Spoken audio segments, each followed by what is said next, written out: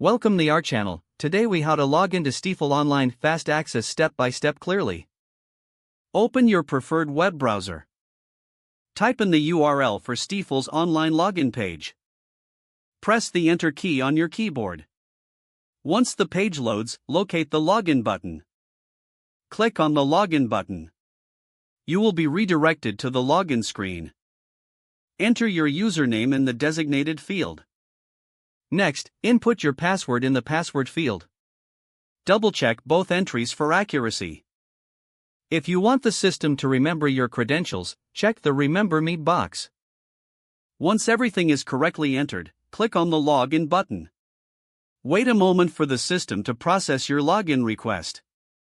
You should now be directed to your Stifel Online account dashboard. If you encounter any issues, review your entries for errors. If you've forgotten your username or password, click on the appropriate link for assistance. Follow the prompts to retrieve or reset your login information. Upon successful login, explore the various features available in your account. If the page does not load, refresh the browser or try again in a private or incognito window. Make sure you are using the correct email address, then retype it carefully to avoid small typos. If your password is not accepted, use the reset option and create a new strong password you can remember.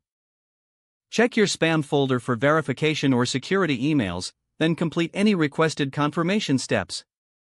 Enable two-factor authentication if available to improve account security and reduce unauthorized access risk.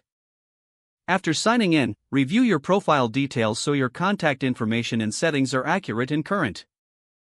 If you see an error message, note it down and try again after restarting your device and internet connection.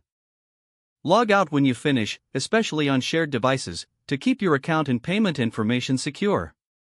If the page does not load, refresh the browser or try again in a private or incognito window. Make sure you are using the correct email address, then retype it carefully to avoid small typos.